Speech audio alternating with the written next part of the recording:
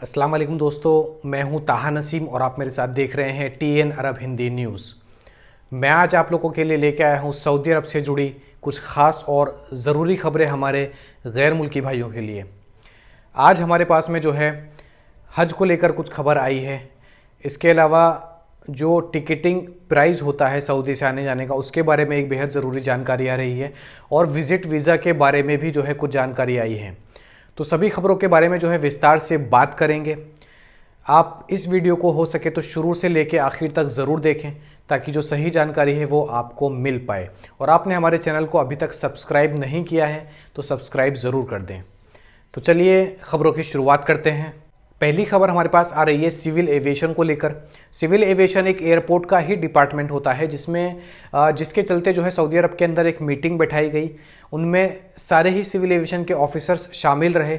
उनमें से एक ऑफिसर्स ने ये कहा है कि जो सऊदी अरब से जितनी भी उड़ने वाली फ़्लाइट्स हैं उनके जो टिकट के प्राइस हैं वो कम से कम होने चाहिए।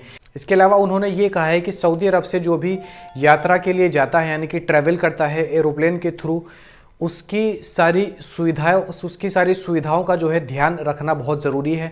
यानी कि उसकी जो भी ज़रूरतें हैं उसको फुलफ़िल करना हमारे एयरपोर्ट के लिए जो है सबसे पहली प्रायोरिटी होना चाहिए।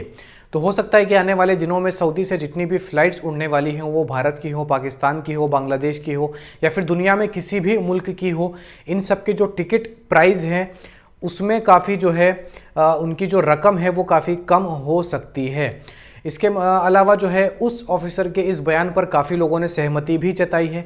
यानी कि सभी लोगों का ये मानना है कि जो सऊदी अरब से जितनी भी फ़्लाइट्स उड़ती हैं उनके जो एयर टिकट का जो प्राइस होता है वो कम होना चाहिए। अगली जानकारी हमारे पास सिविल डिफेंस की तरफ से आ रही है। सिविल डिफेंस और सऊदी अरब के मौसम विभाग की तरफ से ये जानकारी आई है जिसमें ये बताया गया है कि रियाद के अंदर आने वाले शनिचर यानी कि सैटरडे के दिन तक भारी बारिश होने का अनुमान है। इसके बारे में जो है सिविल डिफेंस ने लोगों को चेतावनी दी है और सभी इंतजामात जो है पहले से करने की सलाह दी है, क्योंकि बहुत बार ऐसा होता है कि सऊदी अरब के अंदर जो है भारी बारिश आती है, कई जगहों पर जो है पानी जमा हो जाता है, भर जाता है और वहाँ पे जो है काफ़ी एक्सीडेंट्स होने की जो है संभावना बढ़ जाती है। हमारे पास पिछले बीते दिनों में कई सारी ऐसी खबरें आईं जहाँ पे जो है भारी बारिश के कारण पानी भर गया और वहाँ पे जो है लोगों की कार फंसी हुई थी। वहाँ पे जो है बाद में सिविल डिफेंस की टीम पहुँचती है और उन लोगों को वहाँ से सुरक्षित निकाला जाता है। तो इसके चलते जो है सिविल डिफेंस ने लोगों को जागरूक किया है। आने वाले शनिचर तक जो है भारी बारिश रियाद रीजन के अंदर यानी कि रियाद और रियाद के आसपास के जितने भी इलाके हैं सभी जगह जो है भारी बारिश होने की संभावना जताई है। अगली जानकारी हमारे पास आ रही है जवाजात की तरफ से। जवाजात के ट्विटर अकाउंट पे एक शख्स ने सवाल पूछा है कि मैंने अपनी वाइफ को जो है विज़िट वीज़ा पे बुलवाया है सऊदी अरब के अंदर मल्टी एंट्री एग्जिट वीज़ा पे, और उसकी जो वीज़ा का टाइम है वो ख़त्म होने वाला है, लेकिन मैंने अबशर प्लेटफॉर्म के थ्रू जो है वीज़ा एक्सटेंशन अप्लाई कर दिया था। यानी कि वीज़ा बढ़ाने का जो प्रोसेस होता है अबशर के प्लेटफॉर्म पर वो कर दिया था, लेकिन मेरी वाइफ की जो वीज़ा है वो एक्सटेंड नहीं हुई है यानी कि बढ़ी नहीं है और उसकी वीज़ा ख़त्म होने में कुछ ही समय बचा है। इसके जवाब में जो है जवाजात ने बताया है कि जब आप अबशर अकाउंट के थ्रू अपना जो वीज़ा होता है वो एक्सटेंड करवाते हैं, बढ़वाते हैं, तो उसके लिए 3 दिन का जो समय होता है वो अबशर अकाउंट लेता है। यानी कि आपने अगर छुट्टी के समय पर अप्लाई किया है, मान लीजिए आपने फ्राइडे यानी कि जुम्मे के दिन अप्लाई किया, तो आपको बता दूं जवाजात के जो ऑफिस होते हैं वो फ्राइडे, सैटरडे और संडे जो है 3 दिन बंद रहते हैं। तो जवाजात ने ये बताया है कि आपको जो है 3 दिन बंद रहने के अलावा जो है 3 दिन का टाइम लगता है वीज़ा एक्सटेंड होने में। तो उनमें से उन दिनों में अगर आपने अप्लाई किया है तो आपकी वीज़ा जो है वो एक्सटेंड नहीं हो सकती। दूसरी जो वजह हो सकती है वीज़ा एक्सटेंड ना होने की वो ये भी हो सकती है कि आपने एक ही एप्लीकेशन जो है एक बार से ज़्यादा सिस्टम पे जो है अपलोड कर दी हो। यानी कि आपने एक बार वीज़ा एक्सटेंशन के लिए अप्लाई किया और तब अगर किसी वजह से सिस्टम ने रिजेक्ट कर दिया तो आपने फिर से अप्लाई कर दिया, तो इस वजह से भी जो है आपकी जो एप्लीकेशन होती है वो सिस्टम रिजेक्ट कर देता है।